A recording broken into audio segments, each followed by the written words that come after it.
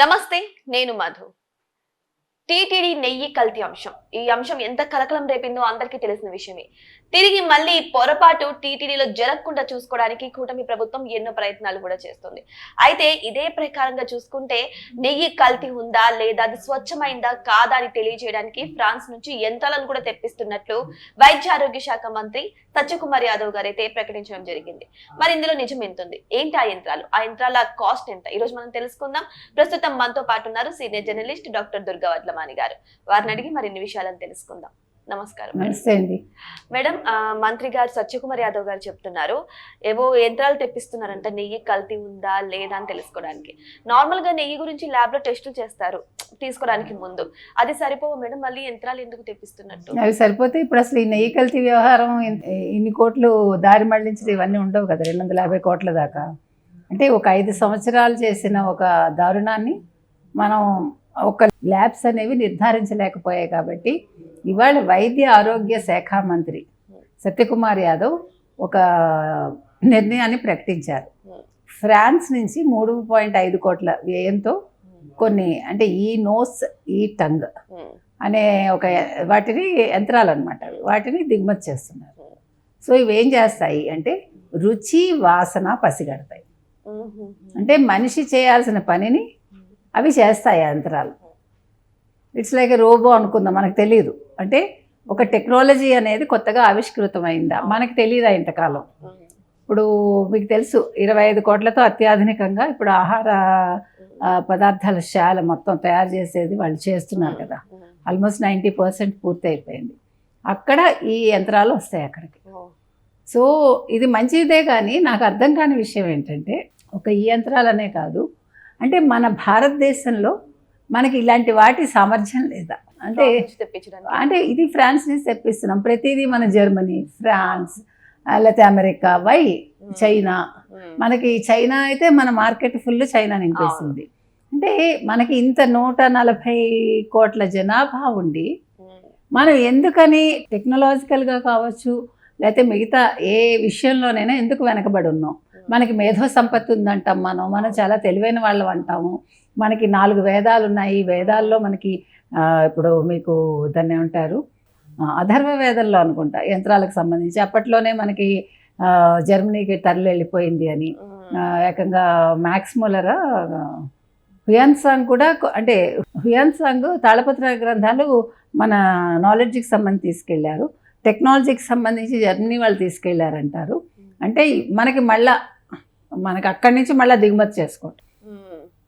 అంటే ఇప్పుడు నేను ఇందాక అన్నదానికి నేనే మళ్ళీ మీకు ఇది చెప్తున్నా.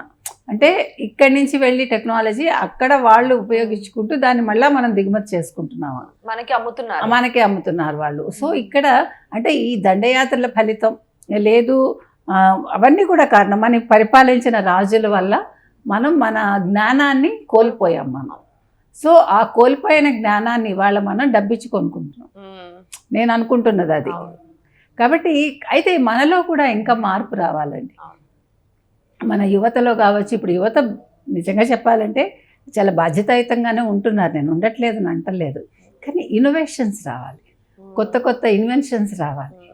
అంటే వాళ్ళ సామర్థ్యాన్ని వాళ్ళు ఉపయోగించుకోవటానికి ఇప్పుడు గవర్నమెంట్స్ కూడా ముందుకు వస్తున్నాయి కదా. అది సరిపోతుందా? సరిపోదా? టాలెంట్ ఉన్న వాళ్ళేమో ఇక్కడ ఉండట్లేదు మేడం. ఉండట్లేదంటే దానికి చాలా రీజన్స్ ఉంటాయి.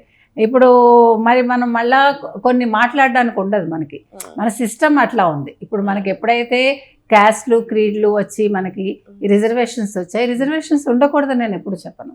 కాకపోతే ఇన్స్టెడ్ ఆఫ్ రిజర్వేషన్స్ అసలు మీరు ఏం చేయాలంటే, అసలు కేంద్ర ప్రభుత్వం కావచ్చు, రాష్ట్ర ప్రభుత్వాలు కావచ్చు, విద్య ఆరోగ్యం ఈ 2 ఉచితంగా ఇస్తే, మొన్న మీకు సుప్రీంకోర్టు కూడా చివాట్లు పెట్టింది ఉచిత పథకాలు ఇవ్వద్దని.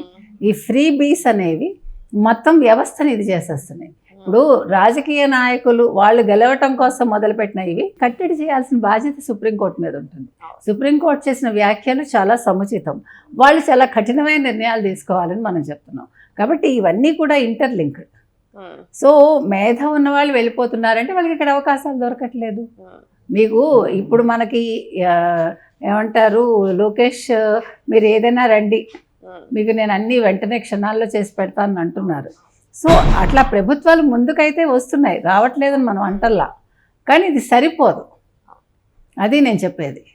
ఒక చోటు ఉంటే సరిపోదు కదా మేడం, మొత్తం అంతా ఉంటారు, ఎక్కడ టాలెంట్ ఉంటుందో ఎక్కడ అది డెవలప్ అవుతుంది ఎవరికి తెలియదు. అదే అంటున్నా, కాబట్టి మన సిస్టమ్ అట్లా ఉంది. కాబట్టి మీకు ఇప్పుడు యూఎస్ వెళ్ళిపోయిన వాళ్ళు ఇక్కడికి వస్తారనుకోండి, యూత్, వాళ్ళు ఎందుకు ఇక్కడ అడ్జస్ట్ అవ్వలేకపోతున్నారు? సిస్టమ్స్ మనకు బాగలేవు. ఇప్పుడు అక్కడ వాళ్ళకి సిస్టమ్స్ ఈజీగా ఉంటాయి. ఇప్పుడు వాళ్ళు ఇక్కడ ఇండియాకి వస్తారు, ఒక సిటిజన్, అమెరికన్ సిటిజన్ ఇండియాలో బోర్న్ అయిన వాళ్ళే అక్కడికి వెళ్ళి ఇక్కడికి వస్తారనుకోండి, సిస్టమ్స్ ఎలా ఉంటాయంటే వాళ్ళు ఆ క్యూలో నిలిచిన గంటలు గంటలు, అది పెద్ద ప్రాసెస్ వాళ్ళకి. మీకు క్షణాల్లో అవ్వాల్సిన పని why they are taking so much time, అది మీకు. అందుకని they don't want to come back. మనం ఎక్స్పెక్ట్ కూడా చేయకూడదు. When you are not providing the systems, మీరు కరప్షన్ కంట్రోల్ చేయలేరు, సిస్టమ్స్ని మీరు ఫాస్ట్ ట్రాక్ చేయలేరు, ఇట్లా చాలా ఇష్యూస్ ఉన్నాయి. కాబట్టి ఇవాళ మనం ఈ నోస్ కావచ్చు, ఈ టంగ్ కావచ్చు, దట్ ఈస్ ద రీజన్ మనం అక్కడి నుంచి తెప్పించుకుంటున్నాం, ఫ్రాన్స్ నుంచి, అంటే ఇటలీ నుంచి. కాబట్టి ఇప్పుడు నెయ్యిలో కల్తీ జరగకపోవచ్చు అని మనం అనుకోవచ్చు. అయితే ఈ నోస్, ఈ టంగ్ వల్ల ప్రయోజనాలు ఏంటి అంటే, అవి ఎట్లా పనిచేస్తాయని మనం చూస్తే, ఇప్పుడు శ్రీవారి ప్రసాదాలు తయారు చేస్తారు కదండి. సో ఆ నెయ్యి, జీడిపప్పు, తర్వాత కిస్మిస్, బాదం, శనగలు, చక్కెర, యాలకులు, పసుపు, కారం లాంటి 60 రకాల ముడి సరుకుల ప్రసాదాల నాణ్యత ఈ ఆహార ప్రయోగశాలలో పరీక్షిస్తారు. ఇప్పుడు మీరు కనుక గమనిస్తే జీడిపప్పు మంచి క్వాలిటీ లాగా మనకు అనిపించదు. ఒకప్పుడు మీరు పుట్టి ఉండరు, నేను చిన్నప్పుడు, నేను ఇంటర్ డిగ్రీ చదివేటప్పుడు తిరుమల వెళ్తే ఇంత లడ్డూలు ఇచ్చేవాళ్ళు. ఆ లడ్డు కూడా మీకు అసలు, మీరు ఇప్పుడు ఇవి ఉన్నాయి కదా, ఏమంటారు, కళ్యాణం చేస్తాం కదా, ఆ కళ్యాణ లడ్డూలు వాళ్ళ ఒక బుట్టలో మనకి 5 లడ్డూలు పెద్ద పెద్దవి ఇచ్చేవాళ్ళు. మీరు నమ్ముతారా? మంచి పట్టు వస్త్రం ఇచ్చేవాళ్ళు, పట్టు రవికి ఇచ్చేవాళ్ళు. ఆ లడ్డూలో మీకు దాని నిండా జీడిపప్పులు, బాదం పప్పులు ఇవన్నీ ఉండేవన్నమాట. అసలు నెయ్యి గుమగుమలాడుతూ ఉండేది. ఇప్పుడు అసలు ఆ క్వాలిటీ లేదండి. ఇప్పుడు అందుకే నేను చెప్తున్నాను, మన సిస్టమ్స్ ఇలా ఉన్నంత కాలం మన యువత ఉండరు ఇక్కడ. తర్వాత ఇంకొకటి ఏంటంటే, ఈ మైక్రోబయాలజీ, కెమిస్ట్రీ, ఇతర విభాగాల్లో అంటే వాళ్ళ ప్రయోగశాలలో ఇవన్నీ పరీక్షిస్తారట. తర్వాత ప్రసాదాల ముడి సరుకుల్లో పురుగు మందుల అవశేషాలు, భారలోహాలు, క్రిమి కీటకాలు, యాంటీబయాటిక్స్ లాంటి అవశేషాలు ఏమైనా ఉన్నాయా అనేది కూడా గుర్తిస్తారట. సో మొత్తం 200 రకాల అవశేషాలు గుర్తించే సామర్థ్యం కలిగిన యంత్రాలు ఈ ప్రయోగశాల ద్వారా అందుబాటులోకి వస్తాయి.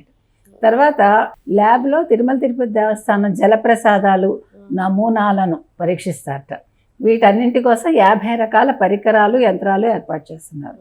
అంటే ఇప్పుడు తీర్థాలు ఇవన్నీ కూడా ఇస్తారు కదా, అవి కూడా పరీక్షిస్తారు. పాలు ఇలాంటివన్నీ, తర్వాత పంచగవ్యాలను ఇస్తారు. ఇట్లా ప్రతి ఒక్కటి వీళ్ళు పరీక్షించవచ్చు. తర్వాత వైద్య ఆరోగ్య శాఖ, తిరుమల తిరుపతి దేవస్థానం కలిపి 40 మంది ఉద్యోగుల్ని అందుబాటులోకి తీసుకొస్తున్నారు వీటి కోసం. దీని మీద త్వరలో ఒక ఒప్పందం కుదుర్చుకుంటారట.